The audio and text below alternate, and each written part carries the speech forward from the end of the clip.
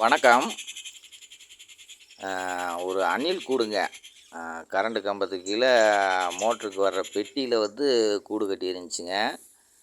ஏன்னா, இந்த இடத்துல கூடு இருந்தா நல்லா இருக்காதுன்னு ஒரு தடவ எடுத்து விட்டுட்டேங்க. எடுத்து விட்ட பின்னாடியும் திருப்பி கொண்டு வந்து கூடு கட்டியிருக்குங்க.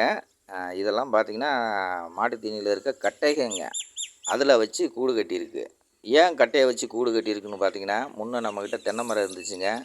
அதெல்லாம் பார்த்தீங்கன்னா, ரொம்ப நாள் வயசான மரங்கள் தானா குருத்து ஒடிஞ்சு விழுக ஆரம்பிச்சிருச்சுங்க ஒரு 2 மரம்.